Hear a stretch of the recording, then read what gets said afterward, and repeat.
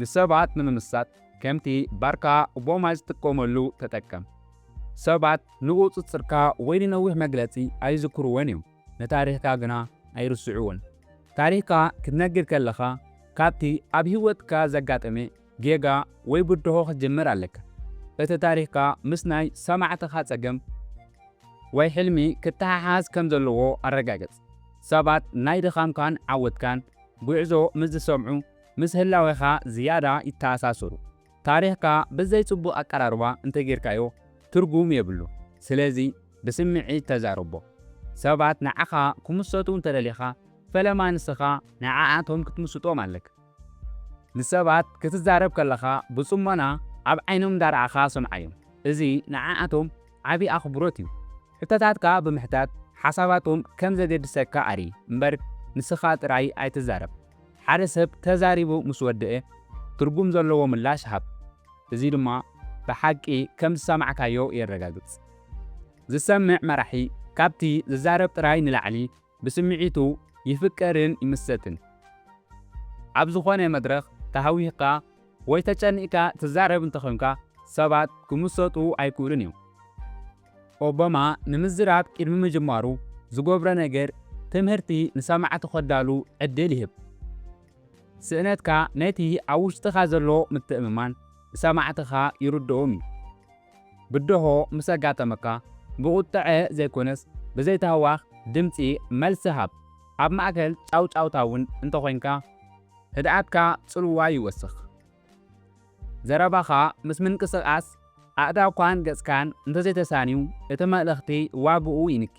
ኦባማ መብዛሕትኡ ግዜ ኣእዳው ብምውሳኽ ንመልእኽቲ ዘተባብዕ ምንቅስቓስ ይገብር ነይሩ። ምስ ሰማዕቲ ዓይኒ ንዓይኒ ምትእስሳር ብምግባር ብምስጢር እምነት ምትእምማን እዩ። ድምፅኻ ሓንሳብ ኣዕሚቕካ ሓንሳብ ድማ ብምልዓል ንስምዒት ክትቆፃፀሮ ትኽእል ኢኻ። ብፍሽኽታ ዝጀመረ ዘረባ ንልቢ ሰማዕቲ ቀልጢፉ ይኸፍቶ። ሰባት ንዘይሰምዕዎ ዕላማ ዝነግሮም ሰብ ኣይክምሰጡን እዮም። ዕላማኻ ብንጹር ንገሮም። ንምንታይ እዩ እዚ ነገር እዚ ንዓኣቶም ኣገዳሲ ዝኾነ? ንሕና ኢልካ ተዛረብ። እዚ ዕላማ ንዓኻ ጥራይ ዘይኮነስ ንዓኣቶም እውን ከም ዝምልከት ኣርኢ። ተስፋ ምቑራጽ ገዲፍካ ኣብቲ ለውጢ ዝብል መትከል ኣተኩር። ንሰባት ናብ ዝለዓለ ደረጃ ክበጽሑ ከም ዝኽእሉ ዘለካ እምነት ኣርእዮ። ሰባት ብዛዕባ ፍልጠትካ ኣይጉደሱን እዮም። ክሳብ ንስኻ ክሳብ ክንደይ ከም እትግደሰሎም ዝፈለጡ ንሓዘን ንሓጎስ ወይ ንጭንቀት ስምዒትካ ተረዲኦም እሞ ንዓኣቶም ተሓጎስ። ንስኻ ሰባት ዘለካ ርህራሄ ንምስልኻ ናብ ልቢ ሰባት ዘእቱ መፍትሒ እዩ። ከምቲ ጋንዲ ዝበሎ ንሰባት ብፍቕሪ ክትስዕሮም ትኽእል ኢኻ። ኣብ መድረኽካ ናይ ሓቂ ስምዒትካ ኣይትሕባእ። ሰባት ተኣማኒ ሰብ እዮም ዝምሰጡ። ዝበልካዮ ዘረባ እንተፈቲኻዮ ንሰማዕትኻ ብግብሪ ትምስጦም። ጌጋ ምስ ገበርካ ብዘይተሃዋኽ ቃላትካ ሓላፍነት ውሰድ። ነቲ ኣብ መድረኽካ እትዛረቦ ህይወትካ ትነብሮ መትከል ይኹን። ንኻልኦት ዘለካ ኣኽብሮት ንዓኻ ሰብ ከም ዘኽብረካ ይገብር። ንሰባት ዝምስጡ ሰባት ከምዚኦም ኢኻ ዘስምዑ እዮም። ኦባማ ኣብ መደርኡ ኣብ ፀገም እዚ ንዓኻትኩም ዝምልከት ጥራይ ኣይኮነን ንዓይ እውን ይምልከተኒ እዩ ይብል ነይሩ። ካብቲ ናይ ላዕሊ ወሪድካ ምስ ማሕበረሰብካ ብሓባር ደው በል። ናይ ሰማዕትኻ ቋንቋ ባህልን ኣኽብር። ኣብ መዓልታዊ ህይወትካ ዘጋጥሙ ንኣሽቱ ነገራት ኣካፍሎም። ንሰባት ክትምስጦም እንተደሊኻ ንዓኣቶም ኣኽብሮም እሞ ናብ ዝለዓለ ደረጃ ኣውፃዮም። ንስኻትኩም ተዓወቲ ኢኹም ኢልካ ንዓቕሞም ኣለዓዕሎም። ኣብ ቪድዮኻ ወይ መደረኻ ንስኻትኩም እንታይ ተሓስቡ ኢልካ ሕቶ ኣቕምጥ። ድሕሪ መድረኽካ ሰማዕቲ ናይ ሓይሊ ስምዒት ክስምዖም ኣለዎ። ምስጋና ንኻልኦት ምሃብ ንምስልኻ የዕብዮ። ንሰባት ክትምስጥ እንተደሊኻ መዓልቲ መዓልቲ እቲ ህያው ሰብ ኩን። ካብ መትከልካ ኣይትውፃእ። ሰባት ንዝቕይር ሰብ ኣይክምሰጡን እዮም። ንባዕልኻ ኩን እምበር ካልእ ሰብ ክትመስል ኣይትፈትን። ቅንዕናኻ ንዓለም ክትስሕቦ ዘኽእለካ ሓይሊ እዩ። ህይወትካ እቲ ዝበለጸ መድረኽካ እዩ። ሰባት ብዛዕባ ሎጂክ ጥራይ ኣይዛረቡን እዮም። ብዛዕባ ስምዒት ግና ይዛረቡ። دمصخا كمتي أبوما زقبرو حنساب مس عرفه نحنساب مس نقالة تتقوملو مس سمعتكا اتزاربو انتو خينكا سبات نباخا كم ماغنيت السحابو سمعتاتكا انت تقاطعتيركا يوم سمعتها نعاخا كخطلو يجمرو مدرخكا كم حدا موزيكا يخون دمصخان سمعتكا يوهاد نسبات كتمسطوم انت رليخا اتزبلكا يقال قلطيفو عب لبوم يبصح لكل ነገር ክትዛረብ ኣይትፈትን ኣብ ሓንቲ ኣገዳሲት ነጥቢ ኣተኩር ቃላትካ ምስቲ ዘጋጥሞም ጸገማት ከተተሓሕዞ ከለኻ ጥበብ ትረክብ እቲ ዝበልካዮ ቃል ኣብ ህይወቶም ለውጢ ከምጽእ ከም ዝኽእል ኣርእዮም ሰብኣይ ትኹን ሰበይቲ ብምትእምማን እንተተዛሪብካ ሰባት ይቕበሉኻ ከምቲ እቦማ ዝገብሮ ኣብ ማእከል መድረኽ ብዘይ ፍርሒ ደው በል ትኽክለኛ ሓሳብካ ብዘይ ምፍራኽ ክትገልጾ ከለኻ ሰባት ይምሰጡ ኣእምሮኻን ኣካልካን ብዘለካ ምትእምማን ክትለዓል ኣለካ ፍርሒ ሰብ ዘይኮነ ንዓኻ ዝጸልእ ጸላኢ እዩ ኣይተፍቅደሉ ዘረባኻ ምስ ተበታተነ ስምዒትካ ይዝንጉዑ ቅድሚ ምዝራብካ እንታይ ክትብል ከም እትደሊ ኣጽኒዕካ ኣዳሉ ቃላትካ ብቐሊሉ ዝርድኡ ይኾኑ ከምቲ እቦማ ዝገብሮ ሓሳብካ ብዝርዝር ኣይተዕቢ ብዘይ ተሓላለኸ ኣረድእ ጽሩይ ሓሳብ ዘለዎ ሰብ መራሒ ክኸውን ይኽእል እዩ ሰባት ንትሕትናኻ ይምሰጡ እምበር ንትዕቢትካ ኣይኮኑን ምስ ሰባት ክትዛረብ ከለኻ ንዓኣቶም ከም እተኽብሮም ኣርእዮ ንውድቀታትካ እንተኣምንካ ሰባት ንዓኻ ይቐርቡኻ ፍቕሪ እቲ ዝዓበየ መሳርሒ ንምስሓብ ሰባት እዩ ትሕትና ዘለዎ መራሒ ንህዝቢ ናብቲ ዝደለይዎ መንገዲ ይወስዶም ሰባት ታሪኽ ይፈትዉ እዮም ንዓለም ከምኡ ጌርካ ኣርእዮም ናይ ትማሊ ጌጋታትካ ክትጥቀም ከለኻ ንጽባሕ ዝኸውን ትምህርቲ ኣውፅእ ታሪኽካ ታሪኽ ሰማዕትኻን ኣተሓሳስቦ ዓለም ንቕድሚት ከም እትኸይድ ኣርእዮም ንዓኣቶም እውን ኣሳትፎም ሰባት ካብ ታሪኽ ክመሃሩ ይፈትዉ ብዘለካ እምነት ሰባት ናባኻ ክሰሓቡ ይገብሮ ንዕላማኻ ጽኑዕ እንተኾይንካ ማንም ኣይከዓግተካን እዩ እቲ ትዛረቦ ቃል ካብ ልብኻ ከም ዝወፀ የርእዮም ስምዒትካ ኣብ ትምህርቲ ዘለካ ምትእምማን የርእይዎ ሓይሊ ኣብቲ ኣብ ውሽጥኻ ዘሎ እምነት እዩ ሰባት ተስፋ ይደልዩ እዮም ንዓኣቶም እቲ መብራህቲ ኹን ኣብ ግዜ ጸገም ብዛዕባ ጽባሕ ዝመጽእ ጽቡቕ ነገር ተዛረብ ኦቦማ የስ ዊ ካን ኢሉ ከም ዝጸውዐ ንዓኣቶም ኣተባብዓዮም ተስፋ ንኹሉ ሰብ ክስሕቦ ዝኽእል መልእኽቲ እዩ ተስፋ ዘለዎ ሰብ ዓለም ክቕይር ይኽእል እዩ ንሕና ኢልካ ተዛረብ እምበር ኣነ ኣይትበል ሰባት ንዓኣቶም ከም ኣካል ናይቲ ጻዕሪ እንተሪኢኻዮም ይምሰጡ ሓደ መራሒ ምስ ህዝቡ ክሰርሕ ኣለዎ ምትንታን ናይ ዓወትኩም ንኹሉ ሰብ ከሳትፎ ኣለዎ ሓበራዊ ዕላማ ንሰማዕትኻ ይምስጦም ንሰባት ክትምስጥ እንተደሊኻ ባዕልኻ ኹን ካብ ካልኦት ሰባት ዘይኮነ ካብ ውሽጥኻ ዝመጸ ሓሳብ ተዛረብ ሰባት ንሓሶት ወይ ንግልባት ይፈልጥዎ እዮም ባዕልኻ ኮይንካ ክትነብር ከለኻ ግና ናይ ሓቂ ሰላም ትረክብ እቲ ዝበለጸ ምስጢር ኣብ ዝኾንካዮ ሰብ እዩ ሰባት ንዓኻ ክኽተሉኻ እንተደሊኻ ዕላማኻን ትልምኻን ብንጹር ይፍለጡ ከምቲ እቦማ ዝገብሮ እቲ ትልሚ ንኹሉ ሰብ ክጠቅም ከም ዘለዎ ኣረዳእዮም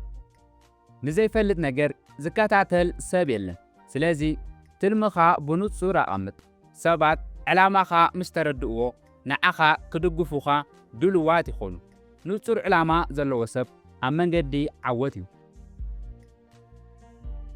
ሰባት ንውጽኢት ዘይኮነስ ንምኽንያት እዮም ዝምሰጡ እቲ እትገብሮ ዘለኻ ስራሕ ስለምንታይ እዩ ንዓኣቶም ኣገዳሲ ዝኾነ ሰባት ስለምንታይ ምስ ፈለጡ ዝኾነ ጸገም ክሰግሩ ድልዋት እዮም ምኽንያቱ ምስቲ ስምዒትካ ዝተሓሓዝ ልቢ ሰማዕትኻ ትሰርቕ እቲ ስለምንታይ እቲ ናይ ሓይሊ መሳርሒኻ እዩ ንሰባት ክትምስጥ እንተደሊኻ ንማሕበረሰብካ ከም እትፈቱ ኣርእዮም ሰባት ንመራሒኦም ዝምስጥዎ ንዓኣቶም ክሕግዝ ከሎ እዩ ማሕበረሰብካ እንተዓብዩ ንስኻ እውን ተዓቢ ምስ ሰባት ኣብ ሓበራዊ ጸገማት ደው በል ንማሕበረሰብካ ምግልጋል ናይ ሓቂ መራሒ ምዃን የርኢ። ውድቀትካ ኣይትሕባእ፣ ከም መምህር ደኣ ተጠቀመሉ። ኦባማ ውድቀት ከም ኣካል ናይ ጉዕዞ እዩ ዝሪኦ ነይሩ። ጌጋ ምስ ዝገበርካ ንሰባት በቐንዕና ኣርዮም። ውድቀትካ ምስ ተኣመንካ ሰባት ንዓኻ ይኣምኑኻ። ውድቀት ማለት መወዳእታ ኣይኮነን፣ ናይ ዓወት ዝወስድ መንገዲ እዩ። ሰባት ንኣወንታዊ ሰብ እዮም ዝምሰጡ፣ ንኣሉታዊ ኣይኮኑን። ኣብ ማእከል ፀገም እውን እንተሃለኻ ተስፋ ኣይትቑረፅ፣ ኣወንታዊ ቃላት ተጠቀም። እዚ ድማ ንዓኣቶም የላዕሎ። ሰማዕትኻ ተስፋ ከም ዘሎ ክሰምዑ ኣለዎም። ኣወንታዊ ኣተሓሳስባ ንዓለም ክቐይር ዝኽእል ሓይሊ እዩ።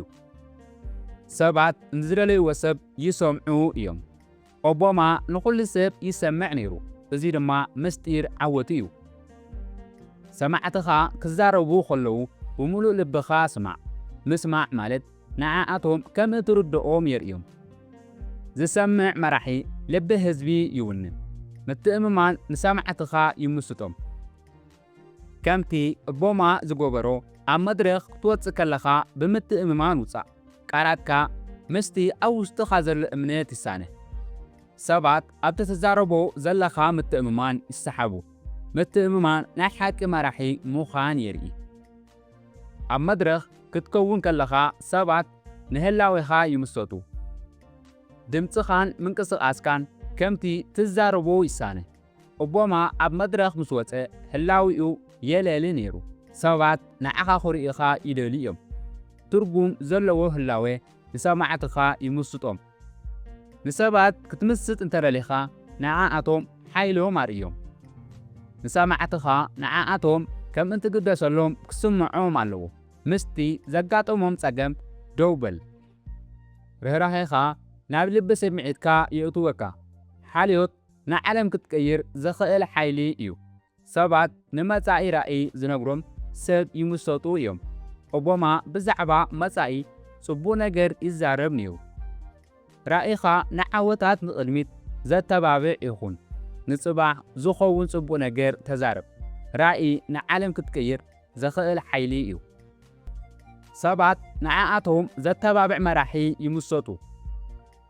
ኦባማ ኣብ መደርኡ ንስኻትኩም ትኽእሉ ኢኹም ኢሉ ንህዝቡ የተባብዕ ነይሩ። ሓንቲ ንእሽቶ ቃል ትብዓት ኣብ ህይወት ስምዒትካ ዓቢ ለውጢ ከተምጽእ ትኽእል እያ። ሰባት ዘለዉ ዓቕሚ ክፈልጡ ንዓኣቶም ኣተባብዓዮም። ምስ ተተባብዖም ንስምዒትካ ናብ ዝለዓለ ደረጃ ዘውፅእ መሳርሒ እዩ። ሰባት ንሰማዕትኻ ትምስጦም በቲ ዘለካ ስነ ምግባር እዩ። ዝበልካዮ ዘረባ ፈጽሞ። እዚ ንዓኻ ዘኽብረካ መስረት እዩ። ኣብ ቅድሚ ሰባት ክትዛረብ ከለኻ ስነ ምግባርካ ይነግሮም እዩ። ስምዒትካ ንዓኻ ከም ሰብ ብምሉእ ልብኻ ይኣምነካ። ስነ ምግባር እቲ ዝበለጸ መድረኽካ እዩ። ሰባት ንሓድሽ ሓሳባት ፈጠራ ይምሰጡ እዮም። ታራ ዘረባ ዘይኮነስ ዘይተረኣየ ሓሳብ ተዛረብ። ኦባማ ዝፈጠረ ሓሳባት ንህዝቡ የገርሞም ነይሩ። ስምዒትካ ኣብቲ ትምህርቲ ዘለካ ፈጠራ ይምሰጡ። ፈጠራ ንዓለም ክትቀይራ ዝኽእል መሳርሒ እዩ። ሰባት ንዘይኣምኖም ሰብ ኣይክምሰጡን እዮም። ንሰማዕትኻ ከተኽብሮም ኣርዮም። ኦባማ ንህዝቡ የኣምኖም ነይሩ። ህዝቡ እውን የኣምንዎ ነበሩ። ምትእምማን ኣብ ትርክብካ ዘሎ መትከል እዩ። ንዓኻ ዘይተኣምን ንዓኻ ኣይክምስጥን እዩ። መድረኽካ ከተዋስቦ ኣይትፈትን። ቀሊልን ጉልጽን ዝኾነ ቋንቋ ተጠቀም። ኦባማ ንዓበይቲ ሓሳባት ብቐሊል ቃላት ስለ ዝገለጾም እዩ ህዝቢ ዝፈተዎ። ሰማዕትኻ ዘይርድእዎ ቃላት ተጠቂምካ ክትምስጦም ኣይትኽእልን ኢኻ። ቀሊል ዘረባ ንልቢ ሰማዕቲ ብቕልጡፍ እዩ ዝበጽሕ። ቀሊል ዝበለ ኣቀራርባ ናይ ሓቂ ጥበብ መግለጺ እዩ። ሰባት ንቑኑዕ ሰብ እዮም ዝስዕቡ። ቃላትካ ምስ ተግባርካ ይሳነ። ኣብ መድረኽ ዘይኮነስ ኣብ ህይወትካ እውን ቁኑዕ ሰብ ኩን። ሰማዕትኻ ነቲ ንዓኣቶም እትሰብኮ ነገር ባዕልኻ ትገብሮ ምዃንካ ይፈልጡ። ቅንዕና ንምስልኻ ብዘይ ዋጋ ትገብሮ ዓብዪ ማርኬቲንግ እዩ። ሓቂ ዘይብሉ ዘረባ ልቢ ሰማዕቲ ኣይክትንክፍን እዩ። ሰባት ንዓኣቶም ዝርዳእ መራሒ ይምሰጡ እዮም። ንጸገማት ሓሊኻ ተዛረብ። ብዛዕባ ጸገም ሰማዕትኻ ክትዛረብ ከለኻ ልቢ ግበር ምስቲ ዘለዎም ቃንዛ ብምሕሳብ መፍትሒ ኣቕርበሎም ርህራሄ ዘለዎ ዘረባ ንጭንቀት የርሕቆ እዩ ሰባት ንዓኣቶም ዝሓሊ ሰብ ፈጺሞም ኣይርስዕዎን እዮም ሰባት ካብቲ ትመሃሮ ሰብ ይምሰጡ እዮም መዓልቲ መዓልቲ ሓድሽ ነገር ተመሃር ኦባማ ንኹሉ ሰብ ይምህር ነይሩ ሰማዕትኻ ኣብቲ ትምህርቲ ዘለካ ፈጠራ ይምሰጡ እዮም መምሃር ንዓለም ክትቀይራ ዝኽእል መሳርሒ እዩ ንሰባት ክትምስጥ እንተደሊኻ ህይወትካ ኣፍክሮ ኣብ መድረኽካ ንህይወትካ ዘለካ ፍቕሪ ኣርዮም ስምዒትካ ንዓኻ ከም ትርዳእ ክሰምዕዎ ኣለዎ ፍቕሪ ንህይወትን ንዓለምን ክትቀይራ ዝኽእል ሓይሊ እዩ ህይወትካ እቲ ዝበለጸ መድረኽካ እዩ እቲ ኦባማ ዘማዕበሎ ክእለት ካብ ሓደ ለይቲ ዝመጸ ኣይኮነን ወትሩ ተመሃር ወትሩ ተለማመድ እዚ መድረኽ ናይ ትምህርቲ ቦታኻ እዩ ሎሚ ተበገስ ጽባሕ ትዕወት ላይክ ሳብስክራይብ ብምግባር ድማ ነዚ ጉዕዞ ንቐጽሎ